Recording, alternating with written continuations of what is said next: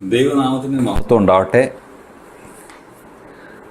നിങ്ങൾ എൻ്റെ കഴിഞ്ഞ വീഡിയോ കണ്ടെന്ന് വിശ്വസിക്കുന്നു.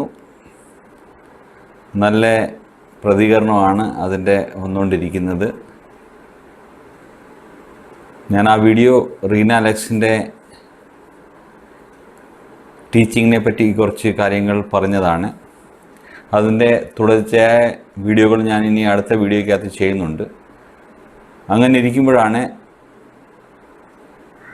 കുറച്ച് ദിവസം മുമ്പേ ഞാൻ ഫാദർ ഡാനിയൽ പൂവനത്തിൽ എന്ന് പറഞ്ഞ ഫാദറിൻ്റെ ഒരു വീഡിയോ കാണാൻ ഇടയായി തീർന്നത്.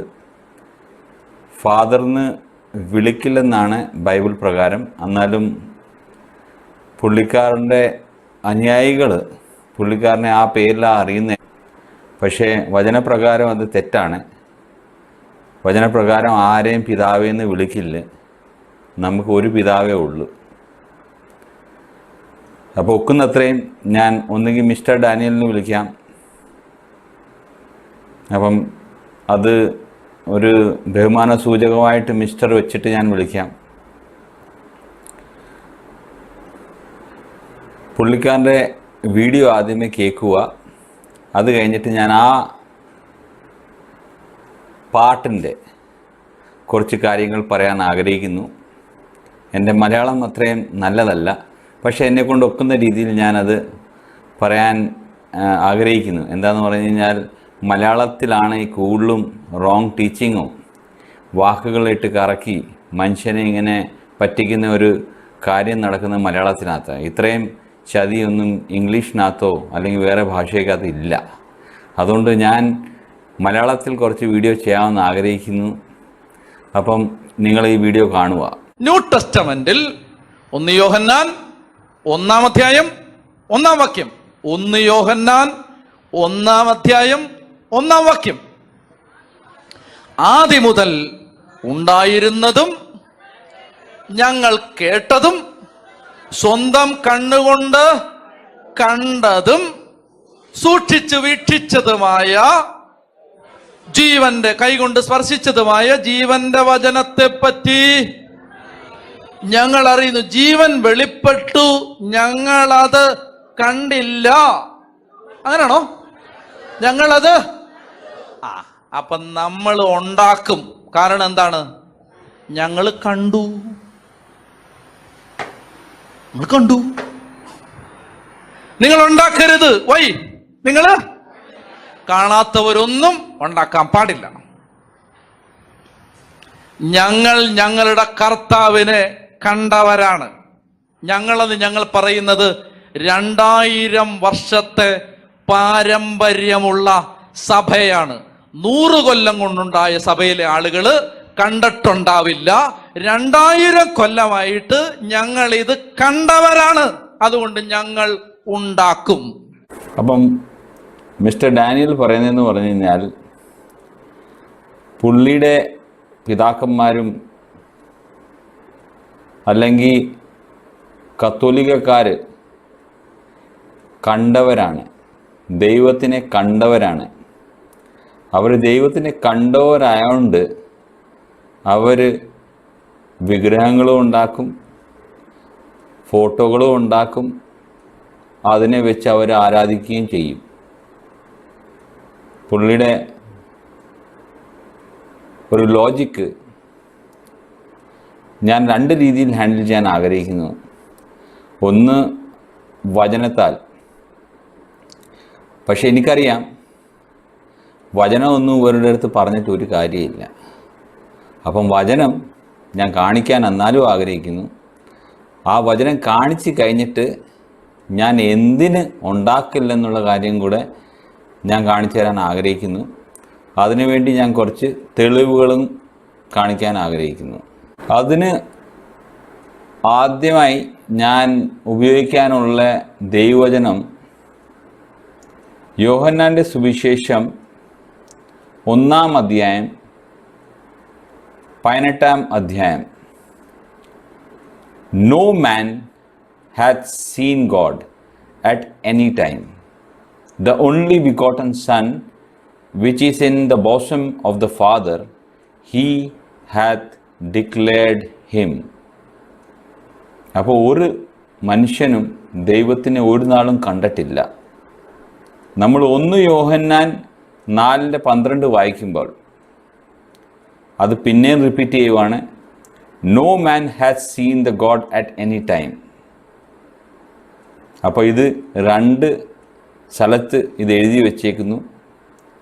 അതേപോലെ തന്നെ നമ്മൾ 1 തിമോത്തി 6:15-16 വായിക്കുമ്പോൾ മനസ്സിലാക്കുന്നതെന്ന് പറഞ്ഞു കഴിഞ്ഞാൽ, whom no one has seen or can see.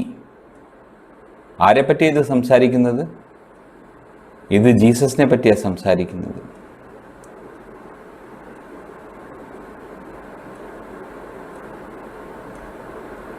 ആ ജീസസ് ആരാണ്? He is the king of Kings and the Lord of Lord's, who alone is immortal and who lives in unapproachable light. തേജസ്സിലാ, ആ വെട്ടത്തിലാ, ആ പ്രകാശത്തിലാ താമസിക്കുന്നത്. അപ്പോൾ ആ പ്രകാശത്തിൽ താമസിക്കുന്ന ആളുടെ മുഖം നമുക്ക് കാണാനൊക്കുമോ? ഒക്കത്തില്ല. ഇത് ബൈബിളിനകത്ത് പറഞ്ഞു വെച്ചേക്കുക. അപ്പോഴാണ് ഈ മിസ്റ്റർ ഡാനിയൽ നമ്മളോട് പറയുന്നത്, പുള്ളിക്കാരൻ്റെ പൂർവ്വപിതാക്കന്മാർ കണ്ടു. ആരെ കണ്ടു? യേശുവിനെ കണ്ടു. അതുകൊണ്ട് യേശുവിൻ്റെ രൂപം ഉണ്ടാക്കും. അങ്ങനെ തന്നെ മദർ മേരിനെ കണ്ടു. അതുകൊണ്ട് മദർ മേരിയുടെ രൂപം ഉണ്ടാക്കും. ആ കാലത്ത് കുരിശ് കണ്ടു. അതുകൊണ്ട് ഞങ്ങൾ കുരിശുണ്ടാക്കും. അപ്പം ഈ കാര്യങ്ങളൊക്കെ നമുക്ക് നല്ല രീതിയിൽ മനസ്സിലാക്കാം. ഞാൻ അതിനുവേണ്ടി കുറച്ച് ഇനി ഫോട്ടോകൾ കാണിക്കാൻ പോവാം. എന്താണെന്ന് പറഞ്ഞാൽ ആ ഫോട്ടോകൾ കണ്ടാലേ നിങ്ങൾക്ക് മനസ്സിലാകത്തുള്ളൂ ഞാൻ എന്തോ പറയാൻ ഉദ്ദേശിക്കുന്നതെന്ന്. അപ്പം നിങ്ങൾ ആദ്യമേ ഈ ഫോട്ടോ കാണുക. ഈ ഫോട്ടോ കാണുമ്പോഴത്തേക്ക് നിങ്ങൾക്ക് കാണാം പല തരത്തിലുള്ള ജീസസ് ഇവിടെ നിങ്ങൾക്ക് കാണാൻ നോക്കുന്നുണ്ട്. അപ്പം ഈ പലതരത്തിലെ ജീസസ് ഞാൻ ഉദ്ദേശിക്കുന്നതെന്ന് പറഞ്ഞു കഴിഞ്ഞാൽ, അതിനകത്ത് ഒത്തിരി പഴകിയ ഒരു പൊട്ടി ഇരിക്കുന്ന ഒരു ജീസസിൻ്റെ ഫോട്ടോ കാണാം. ആ ഫോട്ടോ ആണ് ഏറ്റവും പഴകിയ ഫോട്ടോ എന്ന് നമ്മളെല്ലാവരും അറിയപ്പെടുന്നു.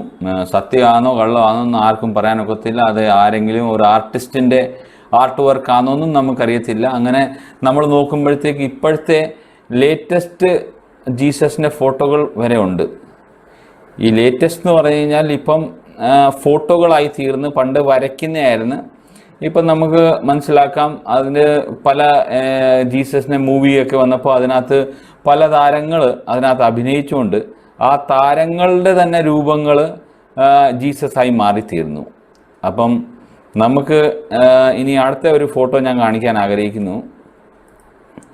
ഈ ഫോട്ടോ നമ്മൾ കാണാം. ഈ ഫോട്ടോയ്ക്കകത്ത് കാണുന്നതെന്ന് പറഞ്ഞാൽ ഏറ്റവും പഴകിയ ജീസസിൻ്റെ അവൈലബിൾ പിക്ചറാണ്. ഇപ്പം ഇത് ഏറ്റവും പഴകിയ പിക്ചറും ഇപ്പോഴത്തെ നമ്മൾക്ക് സാധാരണ കാണുന്ന ഇപ്പോഴത്തെ ജീസസിൻ്റെ പിക്ചറുമാണ്. ഇത് തമ്മിൽ എന്തെങ്കിലും സാമ്യത നിങ്ങൾക്ക് തോന്നുന്നുണ്ടെങ്കിൽ, എനിക്ക് തോന്നുന്നില്ല അങ്ങനത്തെ വളരെ സാമ്യത ഉണ്ടെന്ന് തന്നെ. ഓക്കെ, അപ്പോൾ എത്ര വ്യത്യാസമാണ്. അപ്പോൾ ഇത് 2 ജീസസായി തീർന്നു ഇവിടെ. അങ്ങനെ തന്നെ നമ്മൾ നേരത്തെ കണ്ട പിക്ചറിനകത്ത് പല ജീസസുകൾ പല ടൈപ്പിൽ, പല കളറിൽ, പല രൂപത്തിലുള്ള ജീസസുമാരായി കഴിഞ്ഞു. അത് കഴിഞ്ഞിട്ട് ഇതാണ് ഏറ്റവും പഴകിയ ജീസസിൻ്റെ പിക്ചർ എന്ന് പറയുന്നത്. അതിനകത്ത് നമുക്ക് കാണാം ഒരു കണ്ണ് വീങ്ങിയൊക്കെ ഇരിക്കുവാണ്. മിക്കവാറും അവർ ആ ജീസസിനെ അടിച്ച് ഒരു ഭാഗത്തിനെ എടുത്തു കാണിക്കാൻ വേണ്ടി വരച്ച ആൾ ആ രീതി വരച്ചേക്കുവായത്. ഇനി നമുക്ക് കാണാൻ പോകുന്ന ഫോട്ടോയ്ക്കകത്ത് നമ്മൾ കാണുന്നതെന്ന് പറഞ്ഞാൽ ഈ മിസ്റ്റർ ഡാനിയൽ പല വീഡിയോകൾ ചെയ്യുന്നുണ്ട്. ഈ പല വീഡിയോകൾ ചെയ്യുമ്പോഴത്തേക്ക് പുള്ളിക്കാരൻ ആ വീഡിയോകൾക്കകത്തൊക്കെ ജീസസിൻ്റെ കുറേ പിക്ചറുകൾ വെക്കാറുണ്ട്. അപ്പോൾ ഇതിനകത്ത് നമ്മൾ കണ്ടാൽ നമ്മൾക്ക് മനസ്സിലാവും പുള്ളിക്കാരൻ്റെ പല ടൈപ്പ് ജീസസുകളുണ്ട്. ഒരേ ആളല്ല, പല രീതിയിലുള്ള ജീസസുകളാണ്. അപ്പം പുള്ളിക്കാരൻ്റെ പൂർവ്വപിതാക്കന്മാർ കണ്ടത് ഏത് ജീസസിനെയാണെന്നൊന്ന് വ്യക്തമാക്കിയാൽ നല്ലതായിരിക്കും. എന്താണെന്ന് പറഞ്ഞാൽ ഇത്രയും മാത്രം ജീസസ് പുള്ളിക്കാരൻ്റെ പൂർവ്വപിതാക്കന്മാർ കണ്ടിട്ടുണ്ടെന്നുള്ള കാര്യമാണ് നമ്മൾ മനസ്സിലാക്കേണ്ടത്. ഇതിനകത്ത് നമ്മൾ കാണാം, ഈ ഒരു ഫോട്ടോയ്ക്കകത്ത് നമുക്ക് കാണാൻ ഒക്കുന്നതെന്ന് പറഞ്ഞു കഴിഞ്ഞാൽ ഇവിടെ പല ആക്ടർമാർ ജീസസ് ആയിട്ട് ആക്ട് ചെയ്തിട്ടുണ്ട്. ആ ആൾക്കാരുടെ രൂപവും ജീസസ് ആയിട്ട് പല സ്ഥലത്ത് നമ്മൾ വരച്ച് വെച്ചേക്കുന്നതായി കാണാം. ഇതിനകത്ത് പ്രത്യേകിച്ച് നമ്മൾ എടുത്ത് നോക്കേണ്ട ഒരു കാര്യം എന്ന് പറഞ്ഞു കഴിഞ്ഞാൽ വോൾട്ടർ എന്ന് പറഞ്ഞ ഒരാൾ ജീസസിൻ്റെ രൂപം നിങ്ങൾ ശ്രദ്ധിച്ചൊന്ന് നോക്കുക. ഈ പിക്ചറിനകത്ത് കാണുന്ന വോൾട്ടർ, ഈ വോൾട്ടറിനെ ഇപ്പോൾ നിങ്ങൾക്ക് കാണാൻ പോകുന്നത് നമ്മളുടെ മിസ്റ്റർ ഡാനിയലിൻ്റെ ബാക്ക് സൈഡിൽ അവരുടെ പള്ളിക്കകത്ത് പണിഞ്ഞു വെച്ചേക്കുന്ന ജീസസ് ഈ രൂപം തന്നെയാണ്. അപ്പോൾ ആ വോൾട്ടറിൻ്റെ രൂപമാണ് അവരുടെ പള്ളിയിൽ പണിഞ്ഞേക്കുന്നത്. അത് ഞാൻ ഇനി അടുത്ത ക്ലിപ്പിനകത്ത് കാണിക്കുന്നതായിരിക്കും. ഇതാണ് മിസ്റ്റർ വോൾട്ടർ. ഈ വോൾട്ടർ ഒരു ആക്ടറാണ്. ഈ ആക്ടറിൻ്റെ രൂപത്തിലുള്ള ജീസസിനെയാണ് ഈ മിസ്റ്റർ ഡാനിയൽ പ്രസംഗിക്കുന്നതിൻ്റെ ബാക്കിൽ നമുക്ക് കാണാൻ നോക്കുന്നത്. ഇതാണ് മിസ്റ്റർ വോൾട്ടർ. ആ രൂപമാണ് നിങ്ങൾ ആ വീഡിയോ ക്ലിപ്പിൻ്റെ ബാക്കിൽ കണ്ടേക്കുന്നത്. മിസ്റ്റർ ഡാനിയൽ നിന്ന് പ്രസംഗിക്കുന്നതിൻ്റെ ബാക്കിലുള്ള ജീസസ് ഈ പറയുന്ന വോൾട്ടറാണ്. എന്നിട്ട് പുള്ളിക്കാരൻ പറയുന്നതെന്ന് പറഞ്ഞു കഴിഞ്ഞാൽ അവർ കണ്ടുകൊണ്ട് അവരുണ്ടാക്കും. ഇപ്പം മനസ്സിലായല്ലോ ഇതുണ്ടാക്കുന്നതിനുള്ള ഒരു വലിയ ചതി. ഇതിൽ വലിയ ചതിയുണ്ടോ? നമ്മളൊരു മനുഷ്യനെയാണ് നിന്ന് ആരാധിക്കുന്നത്. ആര്? യേശു ആണെന്നും പറഞ്ഞിട്ട് നമ്മൾ ആ മനുഷ്യനെ ആരാധിച്ചുകൊണ്ടിരിക്കുക. ഇനി ഞാൻ കുറച്ച് ഫോട്ടോകൾ കാണിക്കാൻ പോവാണ്. അത് മദർ മേരിയുടെ ഫോട്ടോകളാണ്. അപ്പം പല വിധത്തിലുള്ള മദർ മേരികളെ നിങ്ങളെല്ലാവരും കണ്ടു കാണുമെന്ന് ഞാൻ വിശ്വസിക്കുന്നു. എന്നാലും ഞാൻ അതിനെ ഒന്ന് കാണിക്കാൻ വേണ്ടി കുറേ മദർ മേരിയുടെ ഫോട്ടോകൾ ഞാൻ കാണിച്ചു തരുവാണ്. അപ്പോൾ ഇതിനകത്ത് നമ്മൾ മനസ്സിലാക്കേണ്ടതെന്ന് പറഞ്ഞു കഴിഞ്ഞാൽ മദർ മേരിയുടെ പല രീതിയിലുള്ള, പല രൂപത്തിലും പല ഭാവത്തിലും പല വ്യക്തികളായിട്ട് എടുത്തേക്കുന്ന കുറേ ഇമേജസ് ആണ് ഇതുള്ളത്. ഇതിനകത്ത് ഉള്ള ചതി എന്ന് പറഞ്ഞു കഴിഞ്ഞാൽ ഇതിനകത്ത് യഥാർത്ഥ മേരി ആരാ എന്നുള്ള കാര്യം നമുക്കറിയത്തില്ല. അപ്പം എന്തോ വിചാരിച്ചുകൊണ്ടാണ് നമ്മളൊരു സ്ത്രീയുടെ മുമ്പേ നിന്ന് ആരാധിക്കുന്നതെന്നുള്ള കാര്യം. ഫസ്റ്റ് ഓഫ് ഓൾ ദൈവം അല്ലാതെ ആരെയും ആരാധിക്കില്ലെന്ന് പറയുമ്പോഴത്തേക്ക് നമ്മളിവിടെ കാണുന്നതെന്ന് പറഞ്ഞാൽ മദർ മേരി നമ്മളുടെ ഇടയാളായി, നമ്മളുടെ യേശുവിനോട് നമ്മൾ എന്തെങ്കിലും ആവശ്യപ്പെടുവാണെങ്കിൽ മദർ മേരിയോട് പറഞ്ഞാൽ മതി എന്നുള്ള രീതിയിലുള്ള ടീച്ചിങ് ഒക്കെ ബിബ്ലിക്കലല്ല. അതൊക്കെ നമ്മൾക്ക് ഇപ്പം തൽക്കാലം വിടുക. അപ്പോൾ നമ്മൾ മനസ്സിലാക്കേണ്ടതെന്ന് പറഞ്ഞാൽ മദർ മേരിയുടെ പല രൂപങ്ങളുണ്ട്. ഏതാ യഥാർത്ഥ രൂപം എന്നുള്ള ആ കാര്യം അറിയത്തില്ല. ചിലപ്പം നമ്മളുടെ മിസ്റ്റർ ഡാനിയലിന് അറിയായിരിക്കും, അവർ കണ്ടതാണല്ലോ. അപ്പോൾ നമ്മളിവിടെ കാണുന്നത് ഡാനിയലിൻ്റെ വീഡിയോസിനകത്ത് പല രീതിയിലുള്ള മേരീനെ കാണാം. അപ്പം മിസ്റ്റർ ഡാനിയൽ ഇത് കണ്ടിട്ടുണ്ടായിരുന്നെങ്കിൽ അറ്റ്ലീസ്റ്റ് എല്ലാ പിക്ചറിനകത്തും ആ മേരിയുടെ തന്നെ പിക്ചറല്ലേ വെക്കേണ്ടത്. ഇത് പല രീതിയിലുള്ള മേരി ആയിപ്പോയി. അപ്പം എത്ര മേരിമാരാണ് മിസ്റ്റർ ഡാനിയലിനുള്ളത്? പിന്നെ നമ്മൾ കുരിശിൻ്റെ കാര്യം, കുരിശ് ആരാധിക്കണമെന്ന് ബൈബിളിനകത്തെങ്ങും എഴുതി വച്ചിട്ടില്ല. കുരിശിനെ വണങ്ങണമെന്നും ആരും എഴുതി വച്ചിട്ടില്ല. പക്ഷേ നമ്മൾ കാണുന്നതെന്ന് പറഞ്ഞാൽ മിക്ക ക്രിസ്ത്യാനികളും ബൈബിളിൻ്റെ കൂടെ ഒരു കുരിശും കൂടെ വെച്ചിട്ടുണ്ടായിരിക്കും വീട്ടിനകത്ത്. മിനിമം രൂപങ്ങൾ വേറെ, കുരിശും കൂടെ കാണും. പക്ഷേ ഈ കുരിശും ഒരു വിഗ്രഹം അല്ലേ?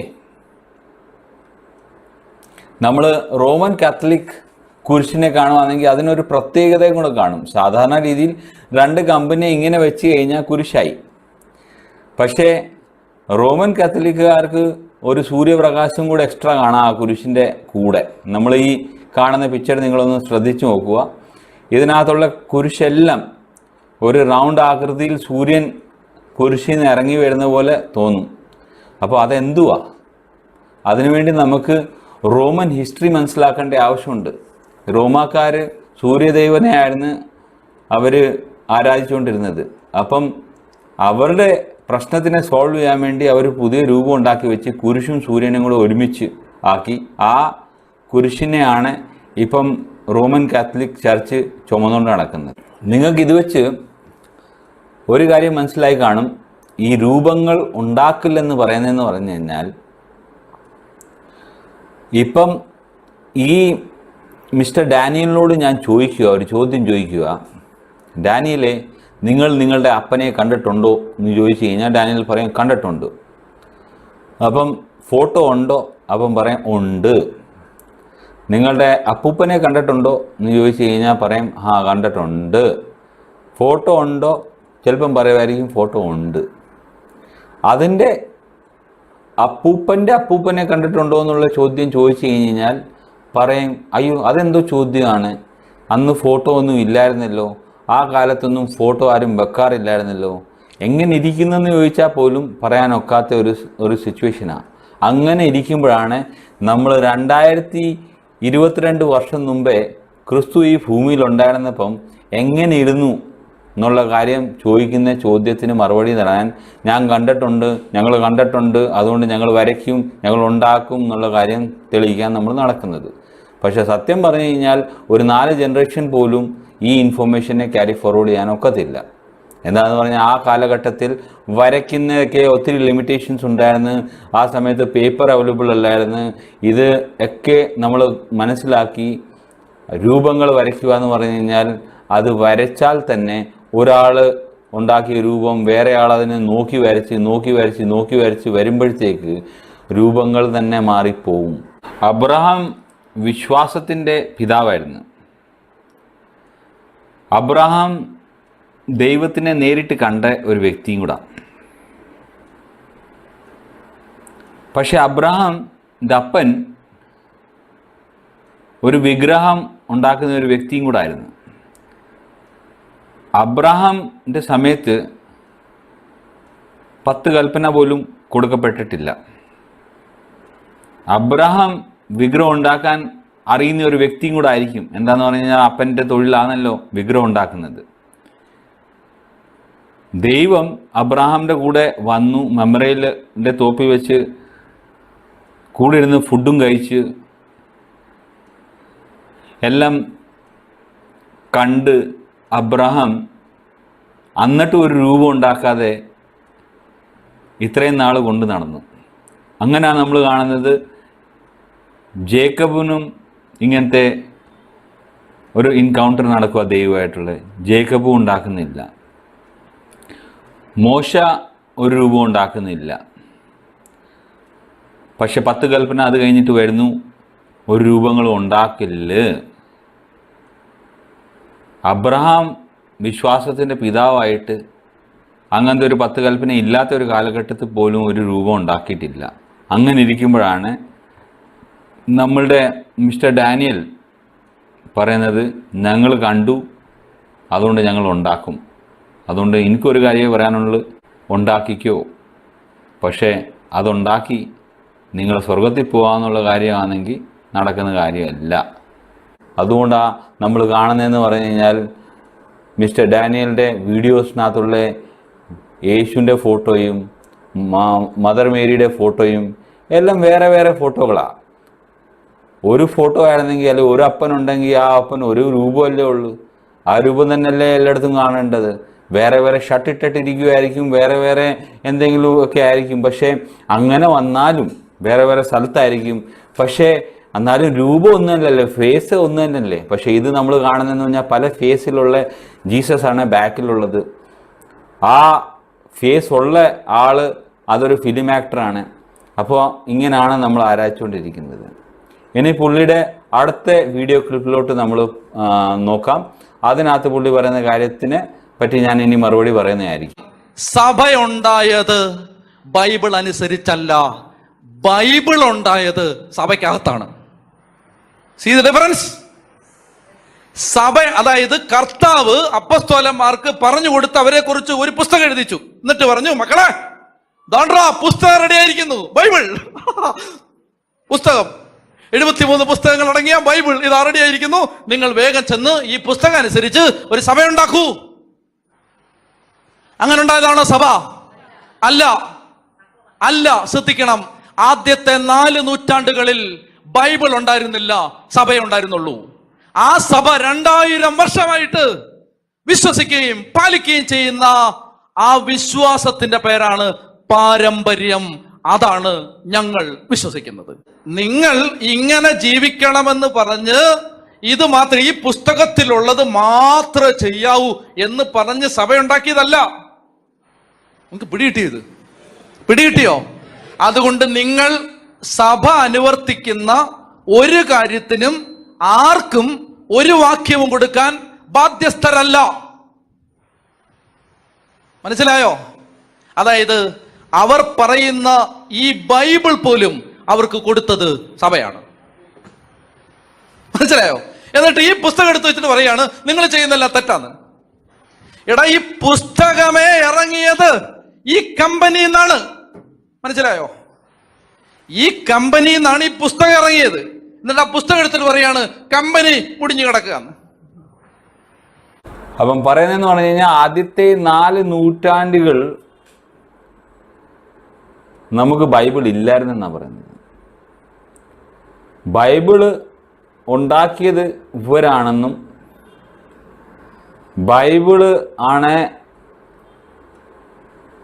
ബൈബിൾ പിന്നെ വന്നേക്കുന്നതും അന്ന് സഭ ആണ് ആദ്യം ഉണ്ടായിരിക്കുന്നത്. അപ്പോൾ ഈ ബൈബിൾ ഉണ്ടാക്കിയ കമ്പനിയാണ് ഇവരുടെ കമ്പനി. അത് ശരിയാണ് പുള്ളി പറഞ്ഞത്. കത്തോലിക്ക സഭ ഒരു കമ്പനി തന്നെയാണ്.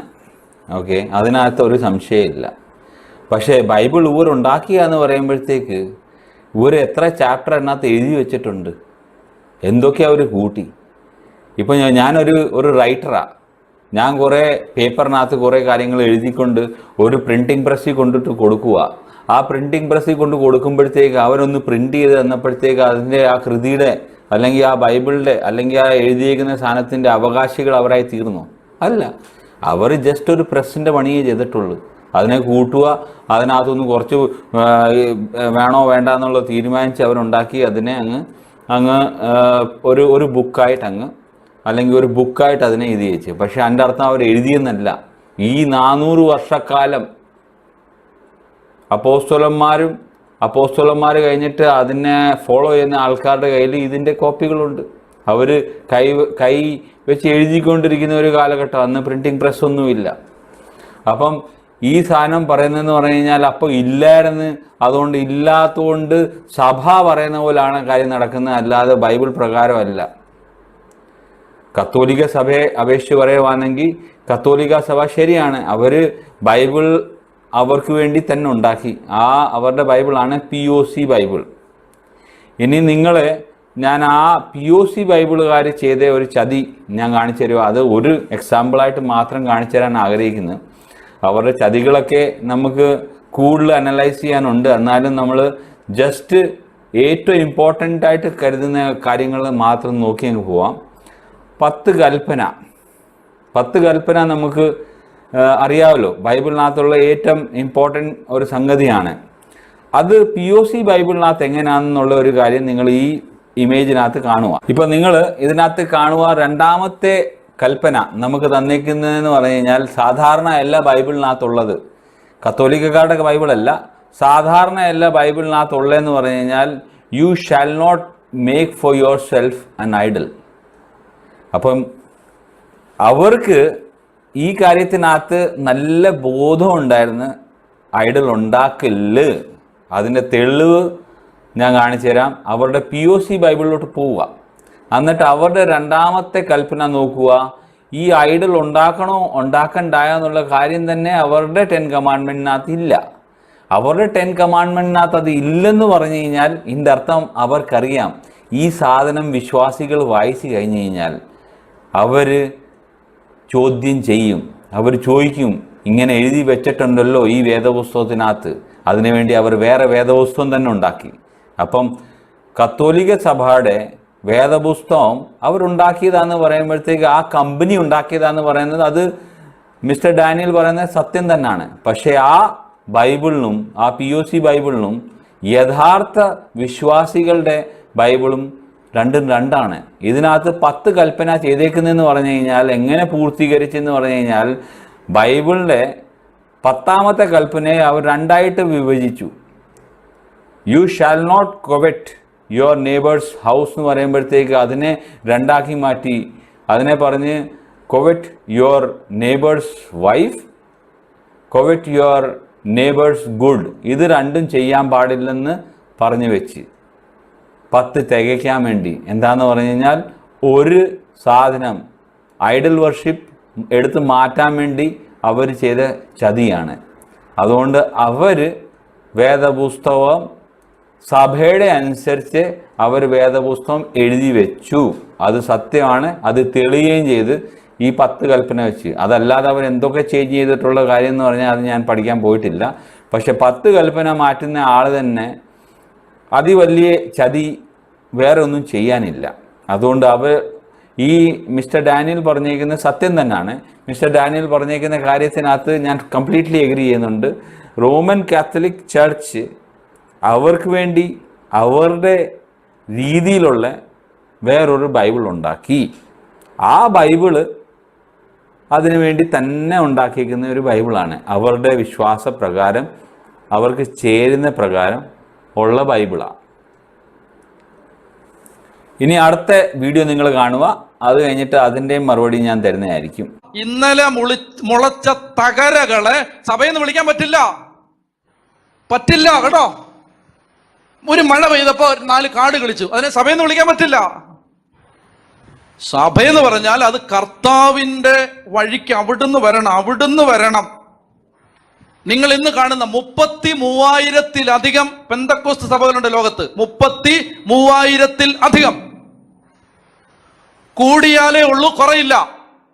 കുറഞ്ഞാൽ ഞാൻ പരിഹാരം ചെയ്യാൻ തയ്യാറാണ്, കുറയില്ല. നിങ്ങൾ അതിന്റെ സ്റ്റാറ്റിസ്റ്റിക്സ് എടുത്താൽ 33,000-ത്തിലധികമേ ഉള്ളൂ, കുറയില്ല. അത്രയും പെന്തക്കോസ്ത് സഭകള് ലോകത്തുണ്ട്. പക്ഷെ പരിശുദ്ധ സഭ ഒന്നേ ഉള്ളൂ. മനസ്സിലായോ? അത് ഇന്ന സഭയാന്ന് ഞാൻ പറയുന്നില്ല. പരിശുദ്ധ സഭ ഒന്നേ ഉള്ളൂ, ഒറ്റ സഭ.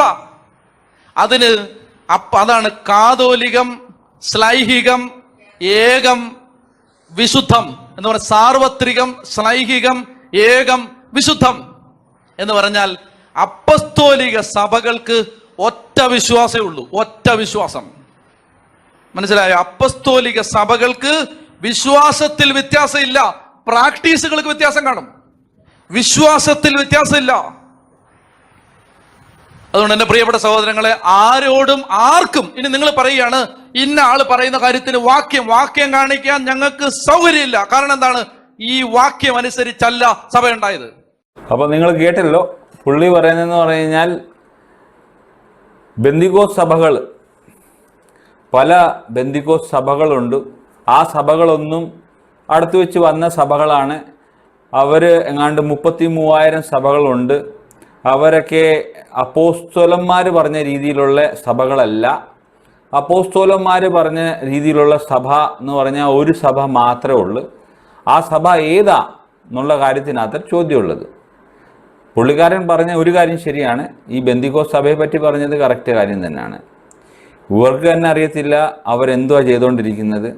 അവർ കാരണമാണ് ഇപ്പം ഇത്രയും വിശ്വാസം ഈ ഒരു തറ രീതിയിലുള്ള പോകാനുള്ള മെയിൻ കാരണം അത് തന്നെയാണ്. പക്ഷേ അതിൻ്റെ അർത്ഥം മിസ്റ്റർ ഡാനിയൽ പറയുന്ന ആ ഏകസഭ ഏതാണെന്നുള്ള കാര്യം സത്യമായി തീരുന്നില്ല. ഫസ്റ്റ് ചോദ്യം എന്ന് പറഞ്ഞാൽ ആ ഏകസഭ അത് റോമൻ കത്തോലിക്ക സഭയാണെങ്കിൽ, അത് പുള്ളി പറയുന്നില്ല, എന്നാലും പുള്ളി പറഞ്ഞു വരുന്നതെന്ന് പറഞ്ഞാൽ റോമൻ കത്തോലിക് സഭയാണ് ആ ഏക സഭ എന്ന് പറയുമ്പോഴത്തേക്ക് എൻ്റെ ഒരു ചോദ്യം പുള്ളിക്കാരനോടുള്ള തിരിച്ചുള്ളതെന്ന് പറഞ്ഞാൽ അത് റോമൻ കത്തോലിക് ചർച്ച് ആണെങ്കിൽ ആ ആദ്യ സഭയുടെ പേര്, ആദ്യ സഭ നമ്മൾ കാണുന്നത് അപ്പോസ്തല പ്രവൃത്തി 2-നകത്താണ് ആദ്യ സഭ പണിയപ്പെടുന്നത്. അപ്പോൾ ഈ ആദ്യ സഭ പണിയപ്പെടുന്ന അപ്പോസ്തല പ്രവൃത്തി രണ്ടിലാണെങ്കിൽ അത് ജെറൂസലേമിലാണ് തുടങ്ങിയിരിക്കുന്നത്. അത് ജെറൂസലേമിലാണ് തുടങ്ങിയെങ്കിൽ അതിൻ്റെ പേര് ജെറൂസലേം കത്തോലിക് ചർച്ച് എങ്കിൽ അതായിരുന്നെങ്കിൽ, ജെറൂസലേം കത്തോലിക് ചർച്ച് ആയിരുന്നെങ്കിൽ ഞാൻ പിന്നെയും പറയാമായിരുന്നു, ജെറൂസലേമിൽ തുടങ്ങിയതായിരിക്കും, അതുകൊണ്ടായിരിക്കും ജെറൂസലേം കത്തോലിക് ചർച്ച് എന്ന് അതിനെ പറയപ്പെടുന്നത്. പക്ഷേ ഇത് നമ്മൾ മനസ്സിലാക്കുന്നതെന്ന് പറഞ്ഞാൽ റോമൻ കാത്തലിക് ചർച്ചാണ്. ഈ റോമൻ കാത്തലിക് ചർച്ച് ആരാണ്, അല്ലെങ്കിൽ ഈ റോമൻസ് ആരാണെന്നുള്ള കാര്യം നമ്മൾക്ക് മനസ്സിലാക്കാൻ ഇച്ചിരി ബുദ്ധിമുട്ടുണ്ടെങ്കിൽ ഞാനൊന്ന് പറഞ്ഞേക്കാം. പത്രോസിനെ കൊന്നത് ആരാ? ഇവരുടെ ആദ്യ ബിഷപ്പാണ്. ആ ബിഷപ്പിനെ ആരാ കൊന്നത്? റോമക്കാരാണ് കൊന്നേക്കുന്നത്. പിന്നെ അങ്ങനെ തന്നെ പൗലോസിനെ കൊന്നേക്കുന്ന ആരാ? അതും റോമക്കാരെ തന്നെ കൊന്നേക്കുന്നത്. അപ്പം ഇവരെല്ലാം ആദ്യം മുതൽ വിശ്വാസികളായിരുന്നെങ്കിൽ ഈ പറയുന്ന പത്രോസിനെയും ഈ പറയുന്ന പൗലോസിനെയും ഒക്കെ കൊല്ലേണ്ട ആവശ്യം എന്തുവായിരുന്നു? അപ്പം ഇതിനകത്ത് ഒരു യാഥാർത്ഥ്യവും ഇല്ല.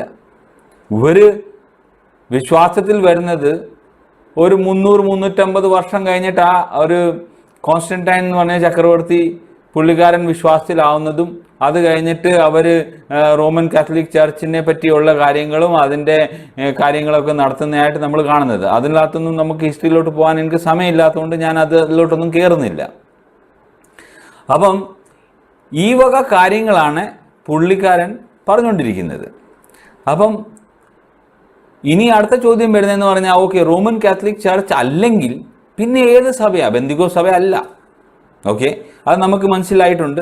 പുള്ളി ഇതിനകത്ത് പറയുന്നുമുണ്ട് ഇത്രയും സഭകൾ. ബെന്തിക്കോസ് സഭയാണെങ്കിൽ അത് ഒരു സഭ ആയിരുന്നെങ്കിൽ നമുക്ക് പിന്നെയും വിശ്വസിക്കാം. ഇവിടെ എല്ലാം മുക്കിനും മൂലയ്ക്കും കുറേ ബെന്തിക്കോസ് സഭകളുണ്ട്.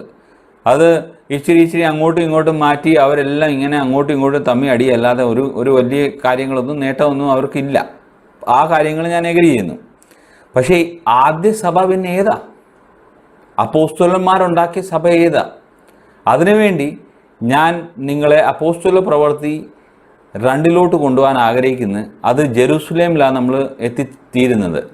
അവിടെ യേശു പറഞ്ഞായിരുന്നു അവരോട്, നിങ്ങൾ അവിടെ പോയി വെയിറ്റ് ചെയ്യുക.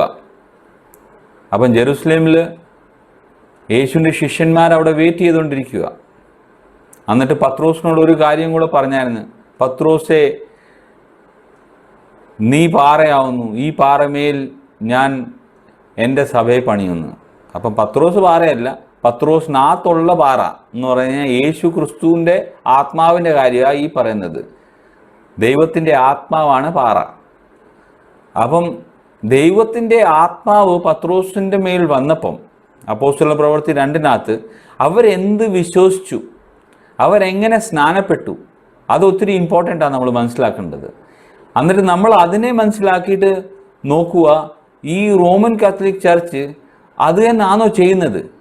അതല്ല ചെയ്യുന്നെങ്കിൽ അവരൊരിക്കലും ഈ ചർച്ചിൻ്റെ ഭാഗമല്ല. അപ്പോൾ അതിനുവേണ്ടി ഞാൻ അപ്പോസ്തല പ്രവൃത്തി 2:36 മുതൽ 38 വരെ ഞാനൊന്ന് കാണിക്കാൻ ആഗ്രഹിക്കുന്നു. അപ്പോസ്തല പ്രവൃത്തി 2:36 അവരെന്തോ വിശ്വസിച്ചത്? This Jesus whom you crucified, both Lord and Christ. അവർ യേശുവിനെ പറ്റി വിശ്വസിച്ചെന്ന് പറഞ്ഞു കഴിഞ്ഞാൽ യേശു 2 ആരൊക്കെയാ? കർത്താവുമാണ്, ലോർഡുമാണ്. ഈ ലോർഡ് എന്ന് പറഞ്ഞു കഴിഞ്ഞാൽ ഇസ്രായേലിൽ കേൾക്കുക, യഹോവ നമ്മളുടെ ദൈവം, യഹോവ ഏകൻ. Hear O Israel, the Lord our God is one Lord. അപ്പം ലോർഡ് എന്ന് പറഞ്ഞാൽ യഹോവയാണ്. ക്രൈസ്റ്റ് എന്ന് പറഞ്ഞാൽ he is the Messiah, he is the word. അപ്പം യേശു യഹോവയാണ്, യേശു മസായയാണെന്നുള്ള കാര്യം നമ്മൾ അറിഞ്ഞിരിക്കണം. അതാണ് ആദ്യ സഭയുടെ വിശ്വാസം. അത് മനസ്സിലാക്കിയ ആൾക്കാർ അപ്പോസ്തലന്മാരോട് ചോദിച്ചു, ഞങ്ങൾ എന്തു ചെയ്യണം? അത് 37-ാമത്തെ അധ്യായത്തിനകത്ത് നമുക്ക് കാണാൻ നോക്കുന്നു. അവർ ചോദിക്കുകയാണ്, ഞങ്ങൾ എന്ത് ചെയ്യണം? അപ്പോൾ ആ സമയത്ത് പത്രോസ് അവരോട് പറയുന്നുണ്ട്, repent and let every one of you baptize in the name of Jesus Christ. ആരുടെ പേരിലാണ് സ്നാനപ്പെടേണ്ടത്? യേശു ക്രിസ്തുവിൻ്റെ നാമത്തിൽ സ്നാനപ്പെടണം. For the remission of sins. അപ്പം പാപപരിഹാരത്തിന് വേണ്ടി കീറിയ പോരാ. അല്ലെങ്കിൽ റോമൻ കാത്തലിക് സഭ പഠിപ്പിക്കുന്ന പോലത്തെ പഠിപ്പീരല്ല പാപമോചനം പഠിപ്പീര്. യേശു ക്രിസ്തുവിൻ്റെ നാമത്തിൽ സ്നാനപ്പെടണം. എന്നാലേ പാപമോചനം ഉള്ളു. എന്നാലേ നമുക്ക് പരിശുദ്ധാത്മാവ് ലഭിക്കത്തുള്ളൂ. ആ ഒരു അറിവ് നിങ്ങൾക്ക് കിട്ടേണ്ട അത്യാവശ്യമാണ്. നിങ്ങൾ പറയുന്ന ഒരു ക്ലെയിം ഉണ്ട്, ഞങ്ങൾ ആദ്യ സഭയാണ്. ആദ്യ സഭയുടെ ഏതെങ്കിലും കാര്യങ്ങൾ നിങ്ങൾ ചെയ്യുന്നുണ്ടോ? നിങ്ങൾ യേശുവിനെ കർത്താവും ക്രിസ്തുവെന്ന് സ്വീകരിക്കുന്നുണ്ടോ?